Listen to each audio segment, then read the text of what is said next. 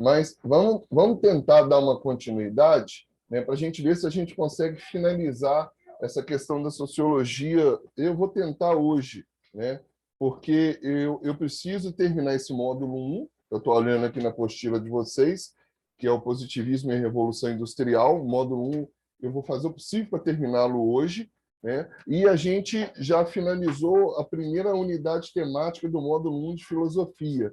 Então, eu preciso começar na segunda temática do módulo 1 de Filosofia. E porque, se eu não me engano, eu estava dando uma olhada, o simulado de vocês, eu acredito que é 12 de maio, uma coisa assim. E se eu não me engano, para o simulado, a gente precisa ter concluído o módulo 1, o módulo 2 e módulo 3. Então, a gente vai ter que caminhar mesmo, né? E dentro dessa perspectiva que a gente tem duas aulas, onde eu tenho que intercalar filosofia e sociologia, a gente tem que dar né? A gente tem que apertar o passo em algumas situações e diminuir em outras. Quando o assunto é mais conteudista, como esse a gente está vendo agora, questão do positivismo, do iluminismo, a gente até não tem como correr muito, né? Apertar o passo, porque são muitos assuntos que um adentram ao outro. E às vezes se torna um pouco cansativo, não minto para vocês. Esse primeiro momento, que é uma questão muito histórica, é muito difícil a gente conseguir contextualizar ele. Quando a gente contextualiza, ele fica mais acessível e mais prazeroso de se pensar. Então, de antemão, eu peço desculpa a vocês, talvez, por esse primeiro momento, porque esse primeiro momento realmente é conteúdo. E é muito complicado a gente conseguir fazer essa contextualização. Por mais que eu tente, às vezes fica um pouco cansativo, mas a gente vai caminhar dessa forma. Bom dia, Maria. Tudo bem, Maria?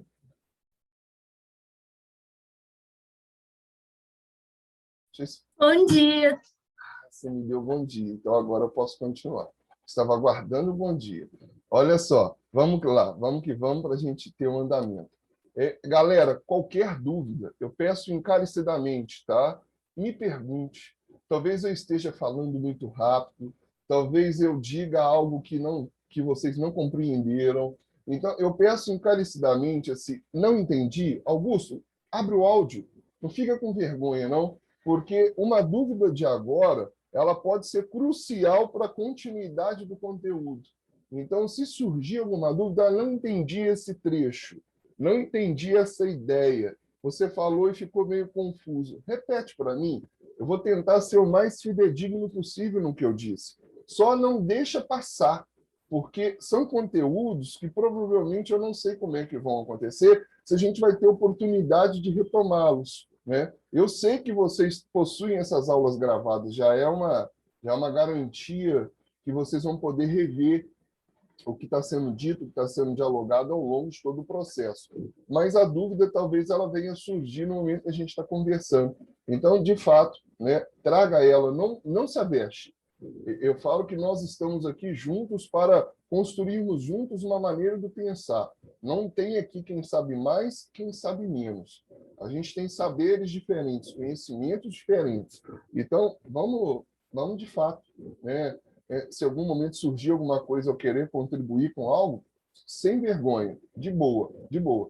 Eu estou aqui nesse processo e a gente está aqui para aprender. Aprender faz parte da vida e errar faz parte também. Ontem eu conversava com o pessoal da noite, com vocês, o pessoal da manhã, eu me atentei no que eu havia dito anteriormente. Teve um momento, não sei se o Ramon se recorda, que à noite a gente estava falando sobre a questão, e eu fiz isso também pela manhã, né? Dos 5% de aumento no índice de trabalho infantil e adolescente no Brasil. Eu fiz um comentário, revendo o vídeo, que eu me equivoquei.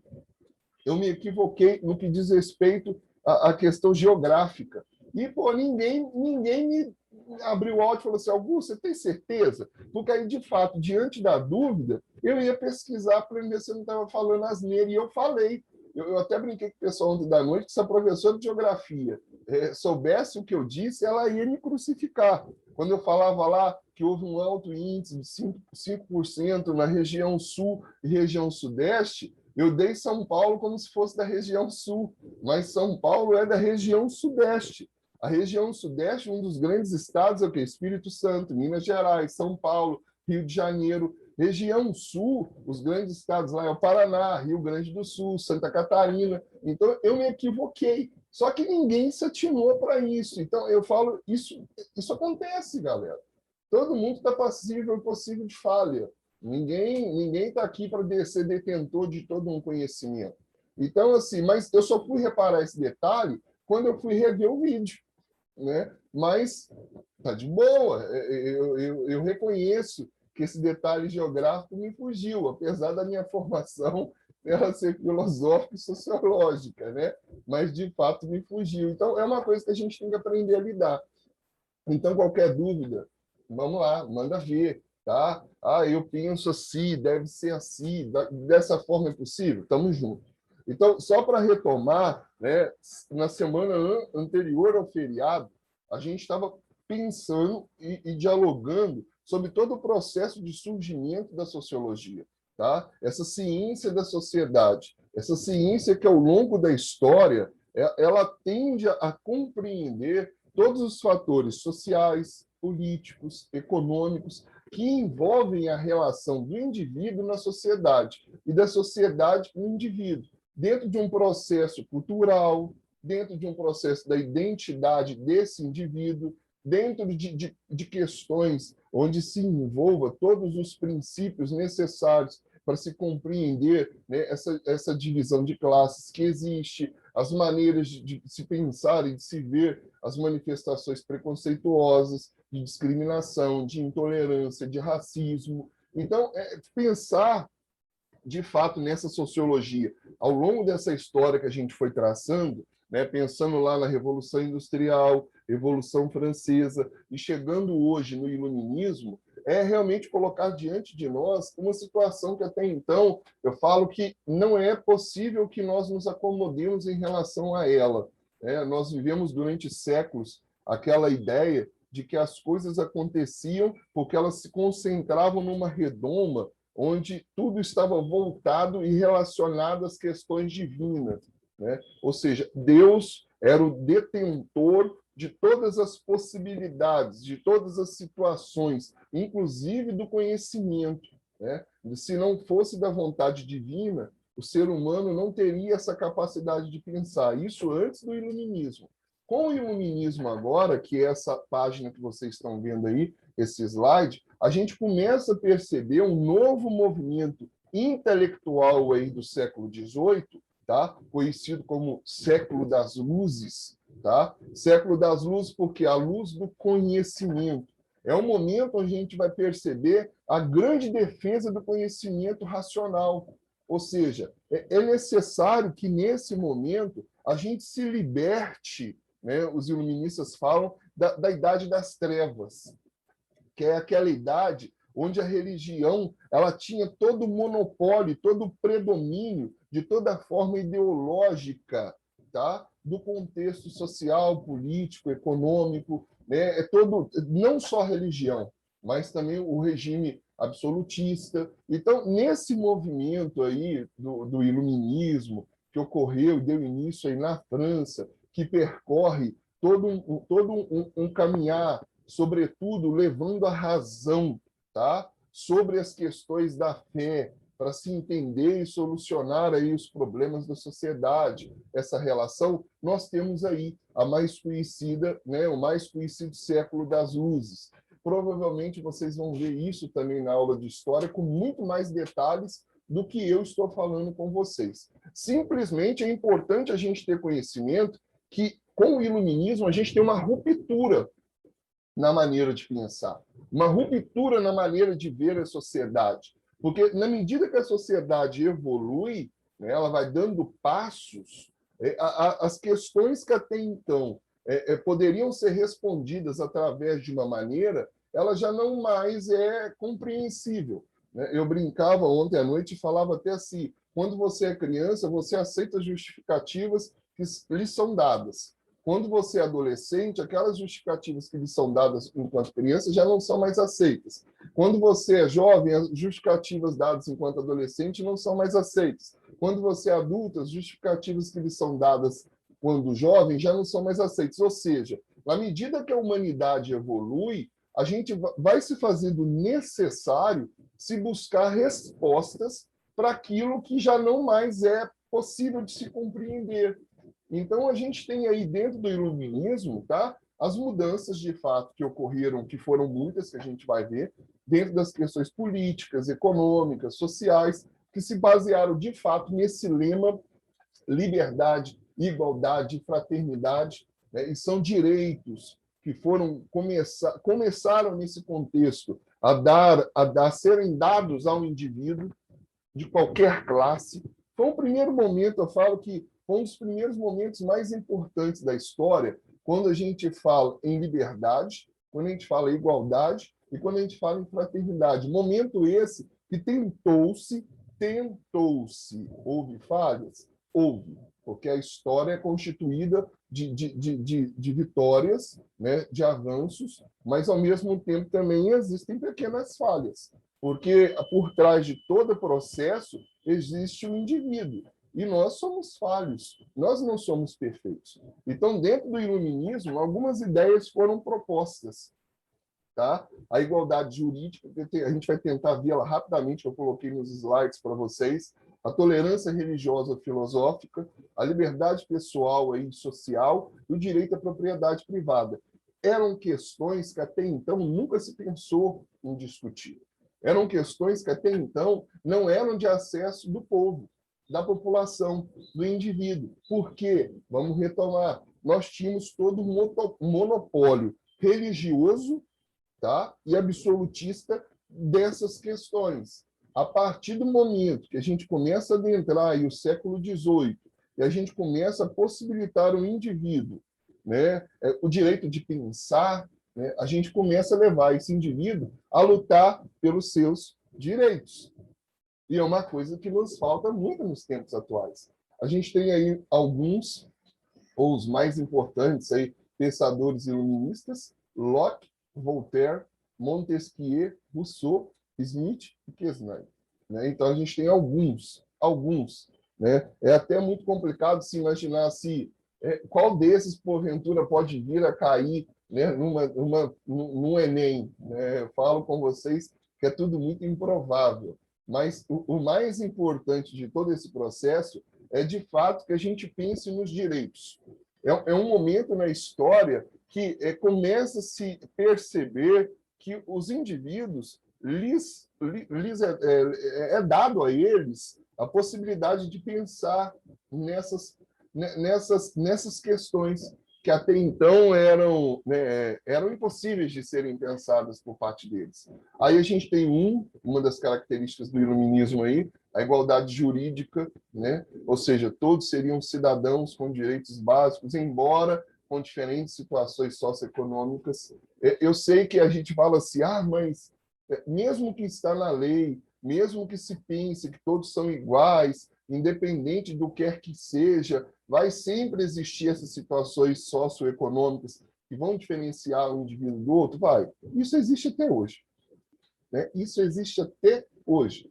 Lá no artigo 5º da nossa Constituição, né, Constituição de 88, fala, né, somos todos iguais, ou deveríamos ser todos tratados da mesma maneira, independente da cor, da raça, da condição econômica, da questão religiosa, social. Está lá, está registrado. Mas a gente sabe que, na prática, na realidade, isso não acontece. Né? Na prática, existem muitas situações que se divergem de fato.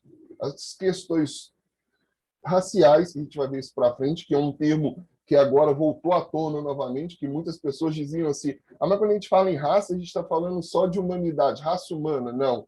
Hoje em dia, diante de tudo que a gente está vivendo, né, desse processo aí de segregação, de preconceito, de discriminação, de intolerância, o conceito de raça retomou aquilo que um dia foi, que é aquilo que nos remete às características físicas de um indivíduo. Tá? A cor da pele, a cor do olho, a cor do cabelo, a estatura física. Então, isso tudo hoje também começou a voltar à tona quando a gente pensa, de fato, numa igualdade de direitos. Tá? Então, mas foi um grande avanço. Não minto para vocês. Até então, né, não se pensava nessa questão de dar direitos, mesmo que básicos, aos indivíduos, né, de uma sociedade, de forma alguma. Né? Quem tinha condição é quem tinha os direitos garantidos dentro de uma sociedade. Mas, nesse primeiro momento aí da realidade do iluminismo, começa a se pensar nisso. Outro fator muito importante desse momento, né, que é a tolerância, cliquei no negócio, o negócio virou para o lado, que é a questão da intolerância religiosa filosófica. Que aí você se pergunta assim, mas o que isso tem a ver com o iluminismo? Tem muito a ver, galera. Anterior a esse contexto, toda forma, todo processo de relação entre os indivíduos, todo o processo aí de empregado, empregador, de empregador e empregado, toda relação de compra e venda se baseava na sua crença, na sua profissão de fé. O que seria isso? Tá? Uma pessoa, por exemplo, que não tivesse a mesma, né, não professasse a mesma fé que a sua, ou tivesse a mesma ideia, né, a mesma filosofia de vida, em momento algum, essa pessoa teria o mínimo de direito garantido. O mínimo. Tá? O mínimo. Então, de fato, com o iluminismo, a gente começa a perceber que, independente da sua crença, tá? Independente da sua religião, independente da sua concepção filosófica, isso não deve ser um motivo para impedir com que todo cidadão, todo indivíduo, tenha o direito, por exemplo, a trabalhar, ao trabalho, ou o direito de poder comprar e de vender, de comercializar aquilo que até então era produzido. Antes disso, não existia isso não, galera. Antes disso, até o processo de compra e venda dependia muito da maneira como você vivia sua vida, suas escolhas religiosas e filosóficas. A partir do iluminismo, isso começa a mudar. Isso não faz mais, isso não é tão mais importante, tá? Isso não é um critério que diga se o cara está desempregado porque ele é muçulmano. Não, não existe mais isso. Se pensa uma nova maneira desse processo de relação.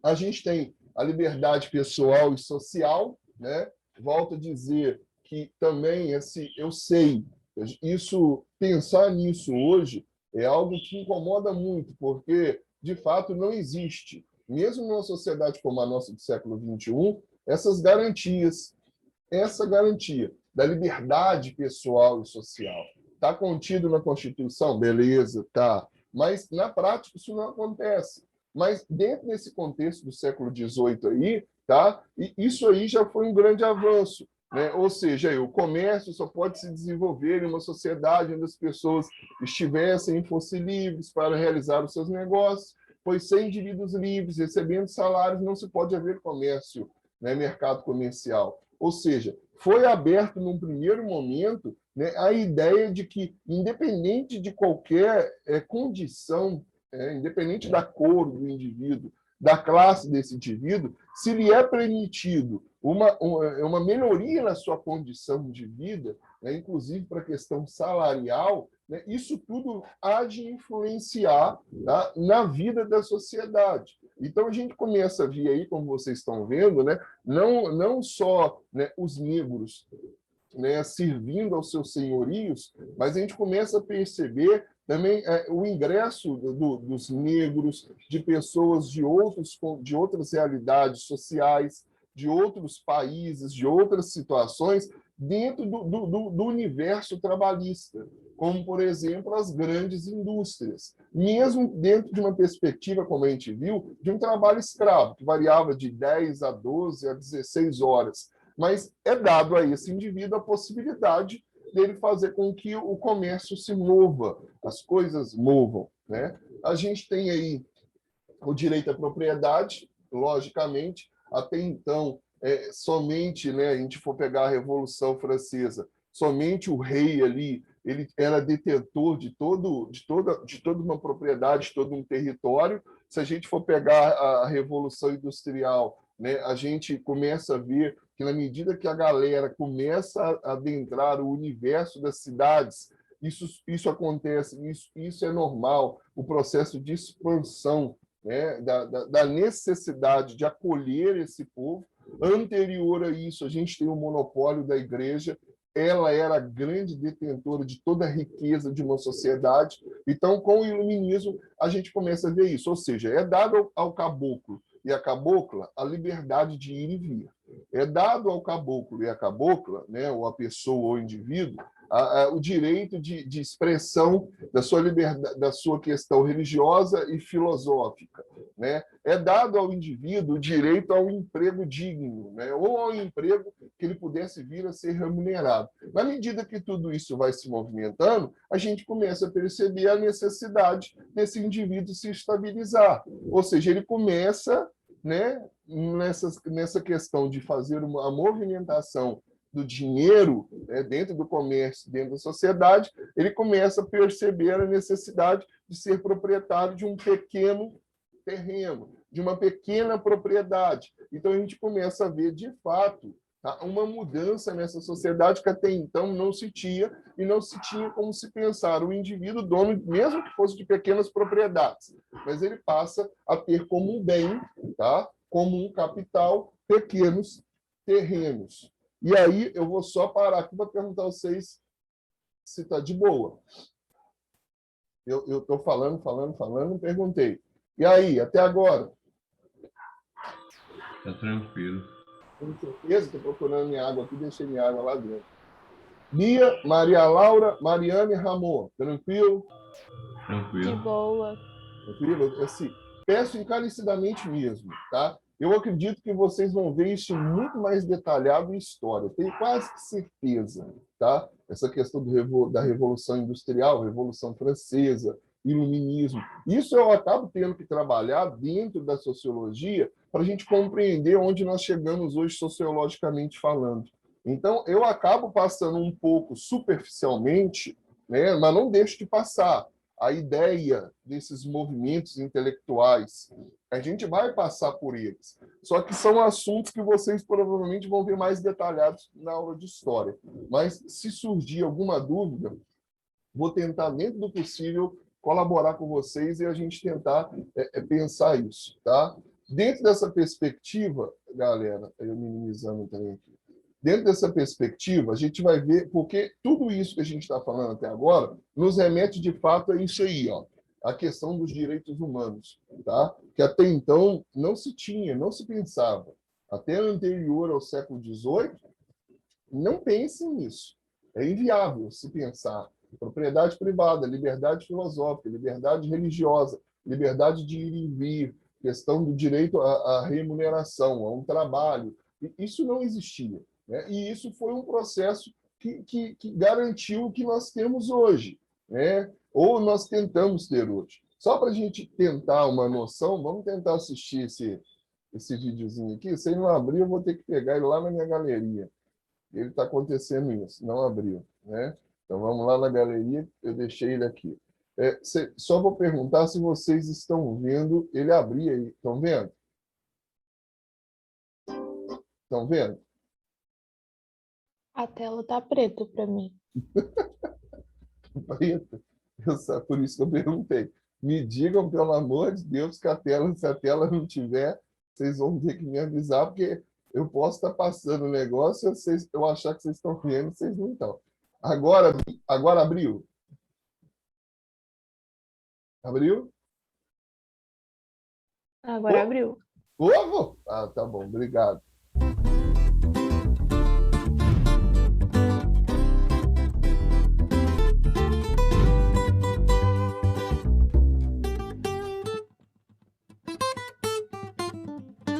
Compare as situações. Rubão precisa de socorro médico e vai para o hospital. Quando chega, vê uma fila enorme de espera e percebe que não será atendido. Resolve então procurar o socorro em uma clínica particular e é rapidamente atendido. Aline vai à maternidade para ser atendida, como é seu direito. Mas não há lugar para ela e nem médico para atendê-la. A saúde da Aline e a da criança correm sérios riscos, mas ela se vê sem alternativas de soluções. Todos os direitos são para os seres humanos, mas nem todos são direitos humanos. Direitos humanos são aqueles que temos simplesmente porque somos seres humanos, independente de onde tenhamos nascido ou vivamos. Eles promovem valores fundamentais como a dignidade, a liberdade e a igualdade. Eles devem ser respeitados por todos, principalmente pelo Estado. Cabe a ele promovê-los e impedir que esses direitos sejam violados. Mas a responsabilidade é de todos. Essa é uma questão crucial que a gente vai entrar agora. Eu falo que a gente tem noção, a gente tem compreensão de fato que o direito é algo de todos, é uma garantia da Constituição, é uma garantia do Estado, né, de fazer com que isso aconteça, mas nem todos possuem, na prática, a condição de cumprir e de viver esses direitos humanos que deveriam ser garantidos. E eu falo que isso é uma realidade, né? Se a gente for pegar, não só agora, eu falo ao longo de toda a história, a gente viu lá a questão da mão de obra do trabalho, tanto do trabalho adulto quanto infantil, né? E a gente vê hoje, até hoje, início do século XXI, né? Então, são tantas realidades que eu falo que são reflexos desses direitos que não são garantidos e deveriam ser garantidos pelo Estado, porque nos foi dado, vocês vão ver isso agora na questão do iluminismo, né? Dos filósofos iluministas, que muitos deles acreditaram que o ser humano, a partir do momento que ele abre mão dos seus direitos e ele delega esses direitos ao Estado, à instituição, para a instituição fazer com que esses direitos não sejam violados, ele acredita que o Estado vai garantir isso, a não violação deles. Mas, na prática, galera, o Estado, ao invés de garantir a não violação dos direitos humanos, o Estado acaba agregando para ele os direitos que não cabem a ele. E a gente, e o ser humano, não tende a mudar essa realidade. A gente se acomoda, né? É como se nós pudéssemos pensar na política, né? Nós é que somos os verdadeiros políticos no sentido de exercer essa democracia através do nosso voto, dando o direito àqueles que se encontram lá, né, nos representarem, serem o nosso porta-voz. Mas, na verdade, a partir do momento que eles não conseguem, né, nos representar, caberíamos a nós lutarmos para que estes não permanecessem nesse poder, né? Mas nós esquecemos e achamos que eles é que são os detentores de poder. Não, o poder é da humanidade. Já dizia Abraham Lincoln, o poder é do povo, para o povo e pelo povo. Nós somos o poder, né? Nós temos o poder. Então, a gente tem que ter essa compreensão, porque, de fato, se a gente não tiver essa compreensão, a gente vai continuar permitindo com que o Estado, que foi constituído a partir do iluminismo para garantir a não violação dos nossos direitos, o Estado continue usufruindo daquilo que é meu, daquilo que é seu, daquilo que é nosso. E a gente sabe o quanto isso tem ocorrido. Tá? A gente sabe o quanto isso tem ocorrido. Porque não tem sido fácil sobreviver, eu nem digo viver, sobreviver na atual conjuntura. Antes da pandemia, ou na atual pandemia, e pior ainda na pós-pandemia. Olha o quanto tem sido difícil, galera. Essa semana eu li uma reportagem, nós já chegamos, numa aula anterior, eu falei que era 14,5 milhões de desempregados, nós já chegamos a 15 milhões. 15 milhões de pessoas, de pais, de mães, que estão desempregados. E, com isso, leva aí para o buraco a economia, com isso, leva e tende a levar a uma sociedade mais violenta, mais desigual, com pessoas passando mais fome, com os direitos sendo violados. E o que nós temos feito? Cruzados os braços. E aqueles que tentam fazer são calados. São calados. Então, assim, são situações que, de fato, a gente tem que parar para pensar.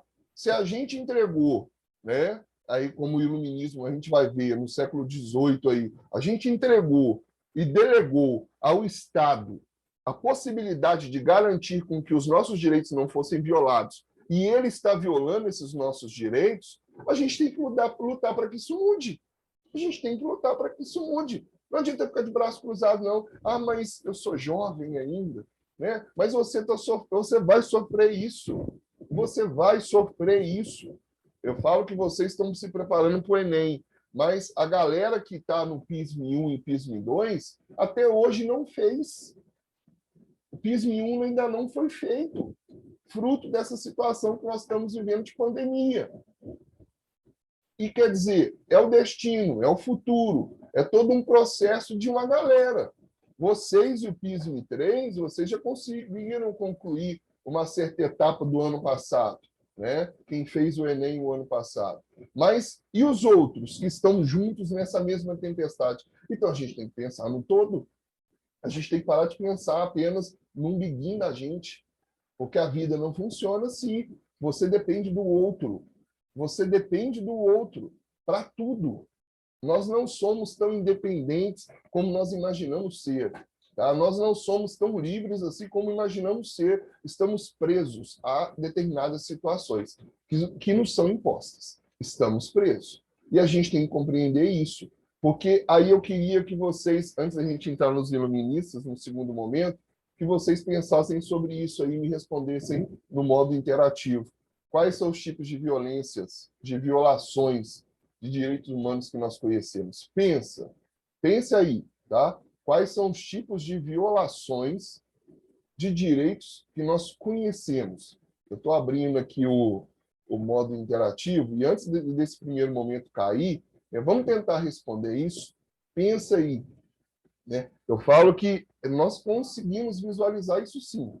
É algo que está muito presente. Se você abrir a janela da tua casa, né, ou do teu apartamento, onde quer que você esteja, você vai perceber que muitos direitos são violados todos os dias, né? Só que a gente ou finge de bobo, ou a gente, de fato, assim, vamos deixar a vida levar e vamos ver o que vai dar, né? Então, por gentileza, tá? Vamos compartilhar, vamos tentar imaginar. Eu vou abrir a tela aqui mais uma vez, já compartilhei com vocês o link. Pensem aí, vocês têm duas possibilidades, tá? São duas palavras que vocês podem aí interagir com a gente. Quais são os que vocês mais possuem visibilidade no que diz respeito à violação de direitos? Manda ver. Enquanto isso, eu falei que ia tomar água, mas esqueci que a garrafa d'água ficou lá dentro. Vai lá que eu estou aguardando. Senão o tempo encerra e a gente não termina essa parte. Quer ver? Falta 4 minutinhos. Vamos lá. Apareceu para vocês? Apareceu, né?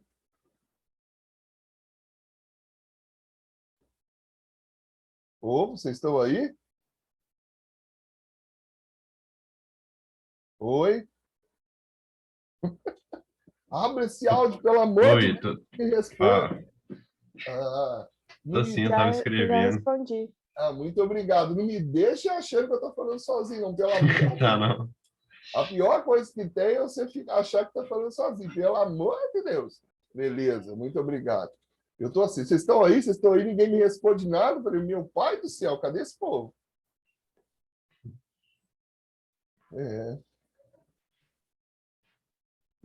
Eu falo que é uma realidade, né?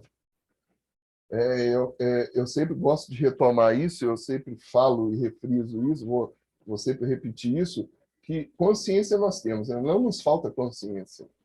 Nós temos, de fato, a compreensão da realidade. E o exemplo disso é isso que vocês estão compartilhando comigo, né? Nós vivemos uma sociedade de repressão, de violência doméstica, de falta de saúde pública, de fome. E eu falo que são tantos os direitos que são violados, né? Direito à vida, né? Aí nós temos aí o direito ao não julgamento digno, né? O direito à não liberdade de expressão, a não liberdade religiosa, que está lá no artigo 5º, no inciso 6º, se eu não me engano, que fala que nós temos o direito a ter uma consciência religiosa, expressar a nossa consciência religiosa, tá? E prestar os nossos cultos dentro dos nossos templos e isso não ser violado. Então, são tantos, eu falo que isso não nos falta, de fato. A compreensão de que mudanças se fazem necessárias. Agora, o que, de fato, me incomoda é o que nós temos feito, né? É o que nós temos feito. Estamos fazendo o quê? Ah, mas aí você me fala assim, Augusto, mas eu sou um só. Eu sei, mas o exemplo arrasta, gente. O exemplo arrasta. Olha o quanto nós temos visto de solidariedade no Brasil e no mundo em relação a esse momento de pandemia que nós estamos vivendo. Poderia ser maior os exemplos de solidariedade? Sim, poderiam, muito maiores. Você vai falar, mas de que forma poderia? Né? O simples doar um tempo, né? O simples doar uma palavra, o simples doar um ombro amigo, uma escuta, o simples doar que seja lá 1 litro de leite, eu falo, né? Não caindo, logicamente, no assistencialismo. Isso tudo a gente tem de contribuir, sabe por quê? Nós temos fatores favoráveis à nossa situação. Fatores favoráveis.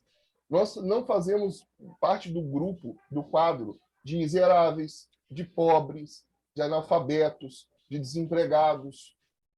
Né? Nós não fazemos parte desse quadro. Se nós não fazemos, nós poderíamos contribuir, de fato, para uma melhoria dessa sociedade que a gente está falando assim. Tem que melhorar? Tem. O que nós temos feito? Nada. Então, vamos fazer algo. Vamos fazer algo. Povo bonito, antes de encerrar, que vai cair, que está faltando menos de 1 minuto, eu estou colocando o WhatsApp para abrir novamente aqui para enviar o link para vocês, tá? Talvez demore um pouquinho, que até que o WhatsApp rode e abra novamente, eu não sei, mas já estou mandando o link, beleza? Beleza.